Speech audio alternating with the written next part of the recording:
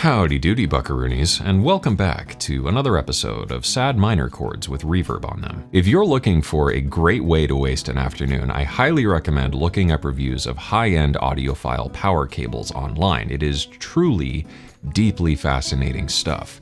This, for example, is a power cable for high-end audio equipment that costs $4,500 and claims to give you a more detailed experience than ever before when listening to your favorite albums. Now, you might be asking, what can they offer to support these claims?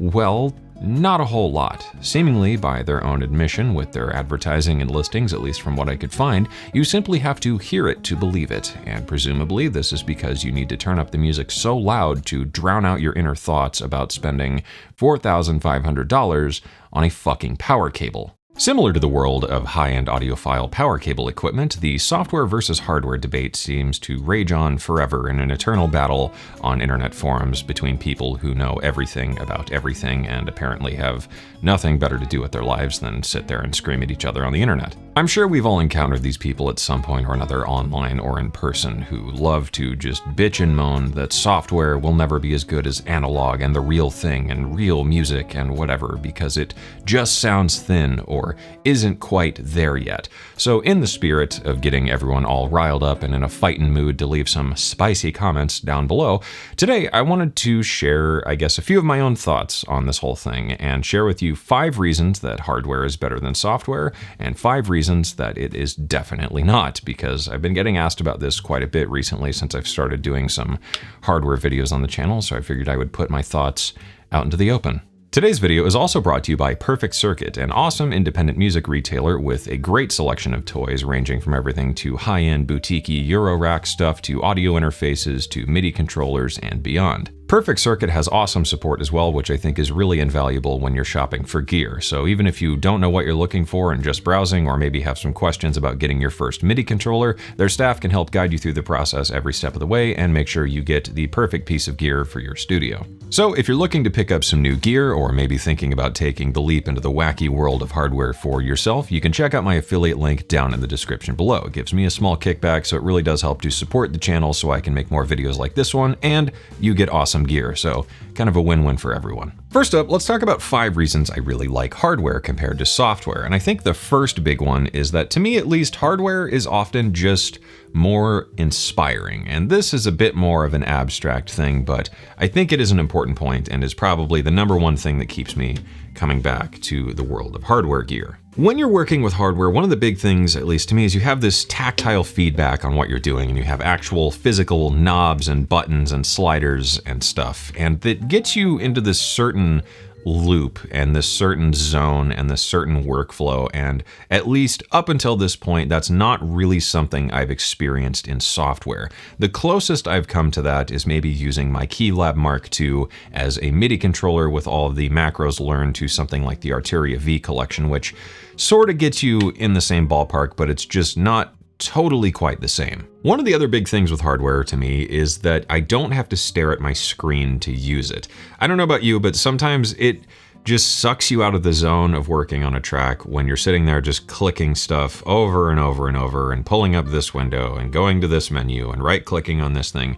Whereas with hardware, if I want to kind of improv and jam out and come up with ideas or whatever, I'm free to stare out my window and not stare at a screen for 17 hours straight. So that's definitely a big win in the hardware category for me. One of the biggest things, though, I think on the inspiration front is that hardware simply looks really cool, and I think it's kind of like investing in your studio setup. Having a cool environment to work in can help foster the creative process and help you get them juices flowing and get in that creative mindset. So, having some cool lights and cool speakers and a nice setup and a clean desk and whatever is great, and I think hardware just adds to that to some degree.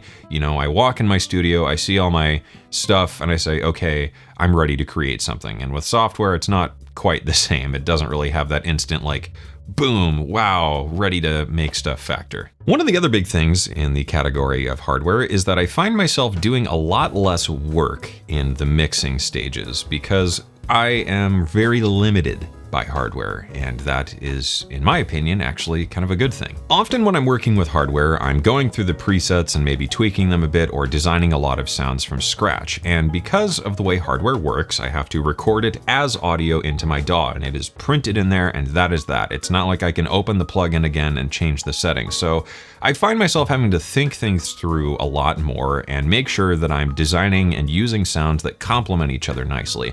And by the time I've laid down my track and all my parts with my hardware stuff, I find everything gels together very nicely because I'm deeply thinking things through rather than just kind of aimlessly noodling, which is very easy to get stuck with in the world of plugins. It's easy to just pull up presets and move and layer and tweak and fiddle, whereas with this, I have to make a pretty conscious effort to say, yes, that is the sound I want, and yes, that is going to add something to what I'm working on. One of the other big points in this category, I think, also comes into the arrangement side, because I'm a big believer that arrangement is the best mixing tool you have. And one of the things with hardware is because it's so slow and tedious to work with, and it requires committing to audio, so there's a lot less flexibility involved when it comes to finagling things in the DAW, I think things through a lot more in terms of melody and sonic palette and timing and where things are at and how things are interacting. So when it comes time to mixing, often it's just a matter of moving a couple faders maybe and some basic EQ just to clean things up. So I feel like a lot of the times when I'm working primarily with hardware, and mind you, I often do hybrid setups of a lot of software and a lot of hardware, I find that when most things are based from hardware, I do a lot less work on that end and things just naturally fall together a lot easier and my mixes come out a lot better. Another very big pro for me in the world of hardware is that hardware is very, very limited. Something like the Modal Cobalt 8 here doesn't do a whole hell of a lot, and compared to something like, let's say, Phase Plant or Falcon, it's just dwarfed in comparison, and those things cost a fraction of what this costs. But I personally suffer from option paralysis a lot when I'm working on tracks and stuff in my DAW, especially when it comes to software. Being a sound designer person and just kind of a notorious noodler, I like to play with stuff and tweak things and try different stuff, and I don't end up making a lot of progress in my sessions. Whereas with something like this, I make a sound and it does what it does, and I can't sit there endlessly twiddling with settings. I just kind of gotta get something going and figure it out. And it makes my sessions a lot more productive, and I feel like I get more stuff done with it. When it comes to working with hardware, the limitations drive you to simply work with what you've got, and I think that's a pretty powerful thing because hardware costs money and we want to get a return on that investment. So you want to learn your synths and stuff inside and out and use them as much as you possibly can in order to make it worth purchasing them. And I think it drives you to be a bit more creative with your patches, and it drives you to push the synth into maybe some bigger territories than what the presets might initially show you that it can do. And I think that's kind of cool. You know, there's a lot to be said about working your creative muscles within the confines of the limitations of hardware stuff. Another big pro of the world of hardware is that I find it's often easier to jam with, and I find myself getting into this certain zone and just fooling around with stuff, and I don't really find myself doing that a whole lot with the world of software. I just turn on a synth and, you know, try and pull some sounds out of it, and I'm stuck with what that synth does. I don't have 8 million options. I'm just in that zone, fiddling with whatever I'm playing with at that time, trying to make it do something. A lot of the times for me, this starts to spark a lot of ideas just from simply noodling around. I might try and just come up with a cool arpeggio pattern, or with the modal units, I might use their animation sequencers to record a bunch of random automation to different parameters and then try playing some stuff underneath and see what comes out.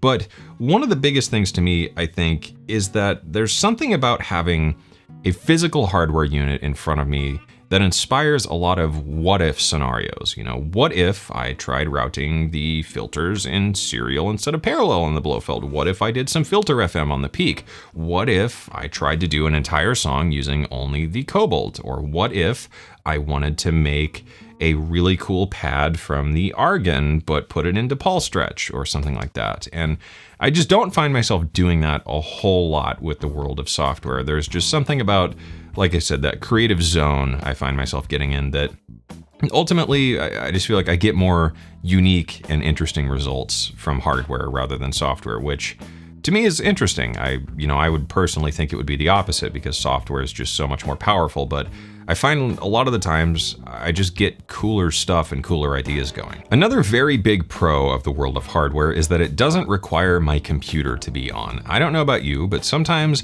I'm just bored and I want to come in and play with some synthesizers for a minute and then go back about my day, whatever I might be doing. And sometimes I don't even want to do anything musical. It's not like I'm coming in here to like write a song. I just want to come in and, maybe make some noise for 5 minutes and then go walk the dog or whatever. And that's not really something I can do with software, because with software, I've got to boot up my computer and then I've got to boot up the synth, or I might have to boot up the DAW if the synth doesn't have a standalone version. Then I wait for the DAW to boot, then I load the plugin, but maybe that synth doesn't really have a good reverb or whatever. So then I've got to bring in more plugins and blah, blah, blah, blah, blah. And then it's been half an hour. And maybe by the time all that gets booted up, I don't really feel like playing with stuff anymore. I just want to go back to whatever I'm doing. So I think that's a nice thing with hardware. And sometimes those little sessions where I know I've only got 5 minutes can lead to some really cool patches or really interesting things to save for later. And then, I kind of find myself mentally stewing on that idea as I'm doing other stuff. So by the time I'm done working on whatever for that day, that patch is saved and ready to go, and I end up making a whole track or just a really cool loop or sample from it. One really big thing with hardware, especially compared to software, is that there is a lot of resale value. Often you can sell these things for more or less what you paid for them or get a pretty good return on it. Something like my Peak, I could sell that right now and probably only lose a couple $100. The Blofeld, I could probably sell that and get exactly what I paid for it, if not maybe a little more. And the modal units, I could probably sell those and make back a good chunk of what they're worth. Whereas in software, it's not really as valuable to resell. There are ways to resell software, including things like KVR or sites like KnobCloud, but often you're not getting much of that investment back. This is something I really like about hardware and just physical gear in general. For example, I am a guitar player. I love my guitars, but every once in a while, I just get bored of a guitar. I feel like I pulled all the music out of it, so I can take it to a shop, trade it in, and get something new and walk out with a new guitar. And similarly with synths, when I get bored of them, I can sell them, trade them in, whatever, get a good chunk of the value back and get something new. Whereas with software, you're kind of stuck with it because selling software licenses can be kind of tricky and whatever. And like I said, oftentimes you're getting a fraction of what you initially paid for it back. But with hardware, usually it's a pretty safe bet. And even in some cases, sometimes you'll get a hardware unit, maybe keep it for 5 or 10 years, and it's worth a lot more than what you paid for it, especially when it comes to things like vintage synthesizers. Now, let's move on and talk about 5 of the biggest downsides of the world of hardware. Number 1, I think first and foremost, hardware is very expensive compared to software. It goes without saying that hardware is just way more expensive and sometimes just really not within the reach of the maybe hobbyist or amateur musician or someone who's kind of just getting into things. I think the exception maybe being something like the Waldorf Blofeld, which I think is pretty affordable and extremely powerful, even compared to a lot of the modern synths. It's still one of my favorite synths I own. But there are things like Vital, which is absolutely free, which does more stuff than my $1,500 Novation Peak can do. If you're very early on in your music career, or maybe just having, some fun making music and whatever, hardware is probably not for you.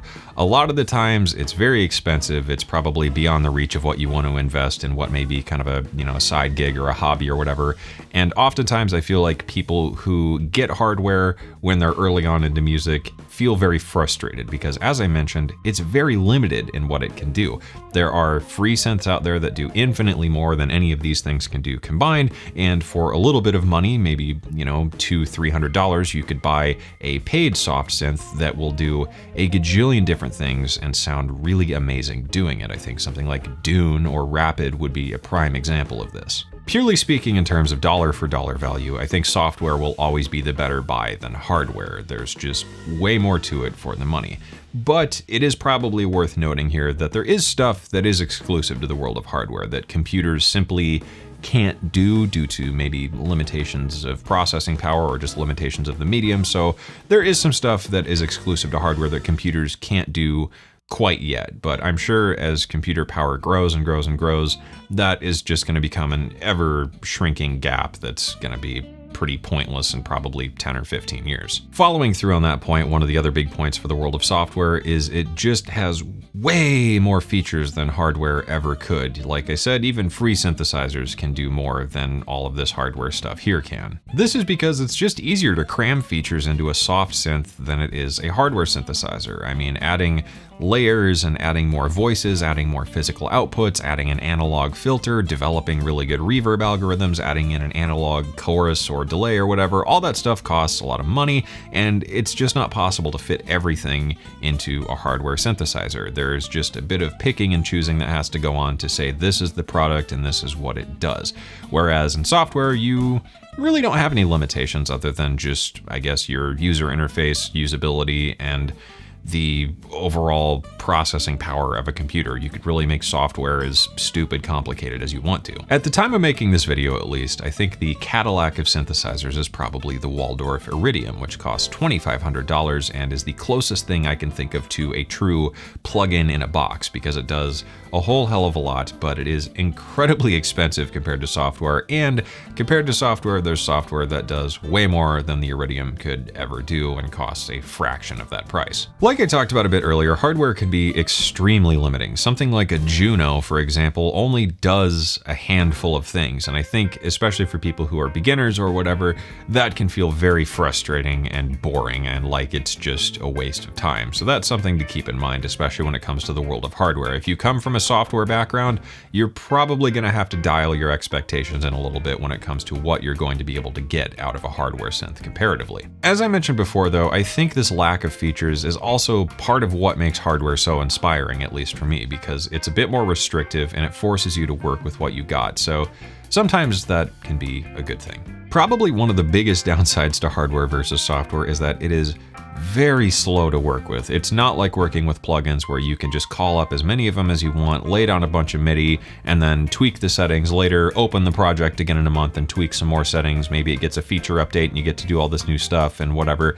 Hardware is nothing like that. When it comes to hardware compared to software, if you want to use hardware in your session, that means turning it on, plugging it in, running the cables to everything, making sure your audio interface and mixer or whatever is routed properly, setting up the inputs in your DAW, then figuring out what you want to do, dialing in your patches as you would with a software synth, but for the sake of argument, we're going with that, dialing in your patches and whatever, and then you need to lay down your MIDI or play it live, and then it's committed to audio. And once it is committed to audio, it's not like you can go back and change that. You would have to pull that preset up again, if your synthesizer can even save presets, because some of them can't do that, then re-record the whole part again in real time. So it's a very tedious process comparatively. Another big thing with hardware is that you can't record a ton of stuff at once. If you have a bunch of soft synths, you can record a bunch of layers and do all sorts of crazy stuff at the same time, but if you have hardware and maybe a smaller interface or a smaller mixer, you might be limited to only recording one or two parts at a time, and then you have to go back and